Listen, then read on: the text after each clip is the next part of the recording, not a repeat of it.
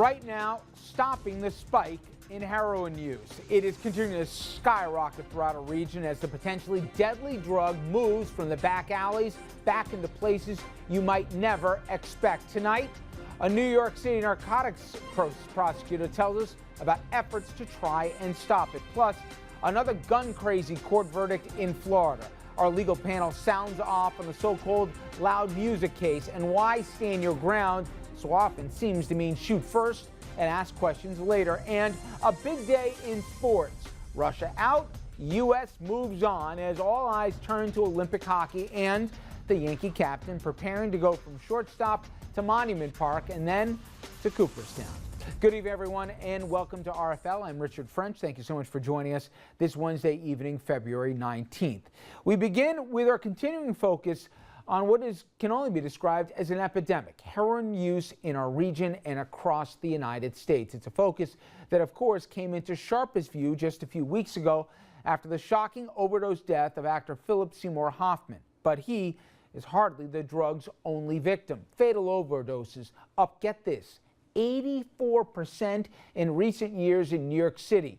And as I said, what can only be described as an epidemic is not confined to just our largest metropolises. It's wreaking havoc in our otherwise sleepy suburbs as well. Latest example of that coming in Sullivan County town of Fallsburg, some 90 miles northwest of New York City. For the second time in 3 months, heroin and heroin needles were found in the faculty bathroom of an elementary school. Police and parents understandably worried. If there is someone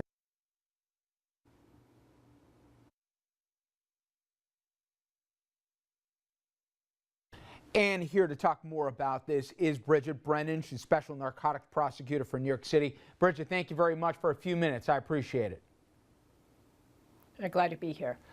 You know, we've gone through the numbers, and as we've shown here, whether it's from the city or the suburbs or even into some of the upstate communities, it's amazing the explosion that we've seen in heroin use in the last 4 or 5 years. I know you're not new to this. We've talked before, you and I, in fact, about meth labs and their explosion, and we've seen, obviously, prescription drugs. But can you compare this to anything we've seen, this level of explosion that we've seen with heroin? Now, I think this is unique. Crack exploded on the scene, but crack was really kind of localized, and it was distributed by local groups. What we're seeing with heroin is really very unusual, very unique. And why has the reputation of heroin changed? I mean, I'm in my mid-40s, and I remember, in the 70s and 80s, the idea is the idea was a street junkie were the only users of heroin. Now, I think its reputation's been sanitized in some way, but the significance and severity of the drug hasn't. Yeah, I think you hit the nail on the head when you pointed out that to people in their 40s or in their 50s, they have a recollection of the devastation of heroin way back in the 1960s and 70s and all the problems that it caused and the terrible toll that it took on many neighborhoods, but primarily impoverished neighborhoods. It was really viewed as a drug of last resort, drug for the most desperate and downtrodden. And I think since it's been such a long time, people have lost their memory of it. And the second thing to keep in mind is that the heroin that we are seeing now is actually much different than the heroin that we saw in the 70s. It's much more pure.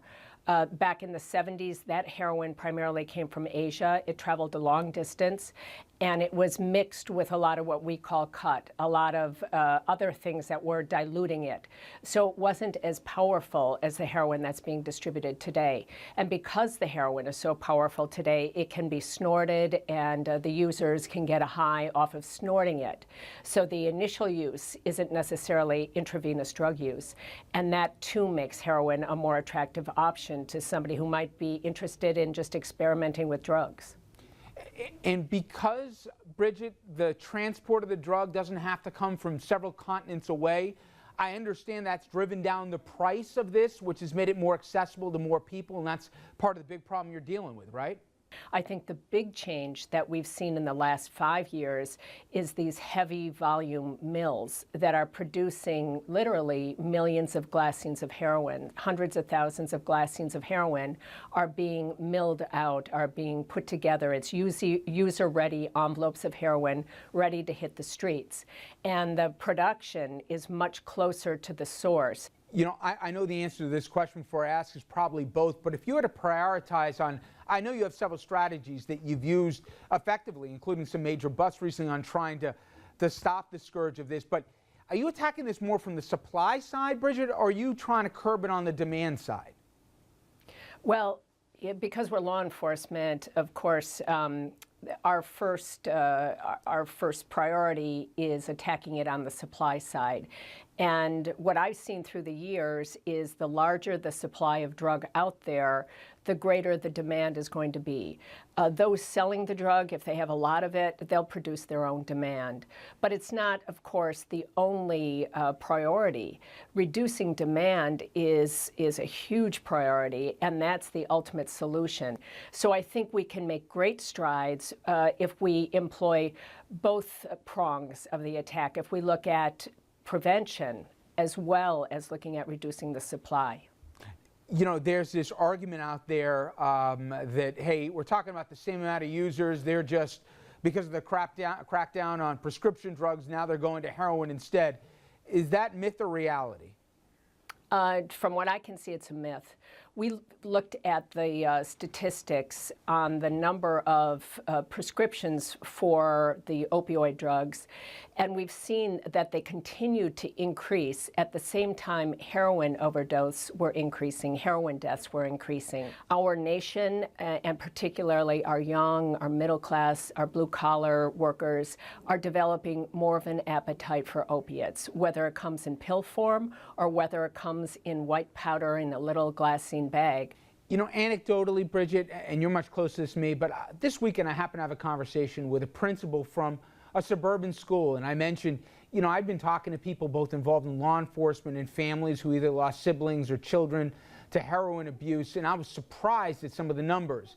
And she just shook her head and said, you have no idea what it's been like the last few years. And she said her colleagues all across the state are running into the same thing.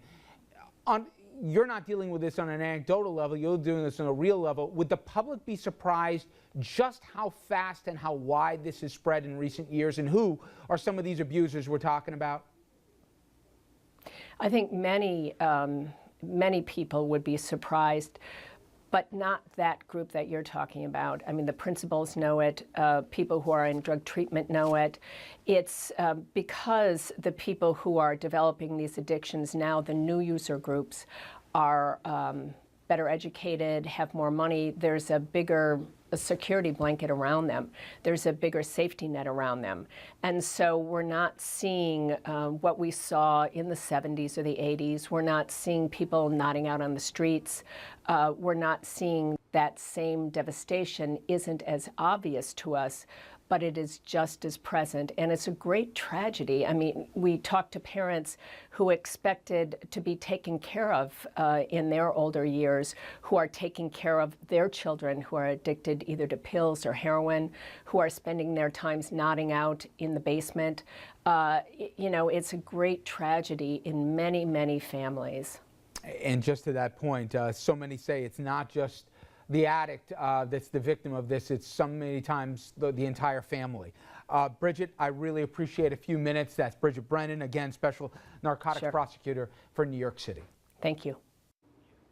Okay, we of course will be continuing to follow what is, as I said, an epidemic here across our region as it relates to heroin. All right, RFL is going to take a quick commercial break. We'll be right back after this.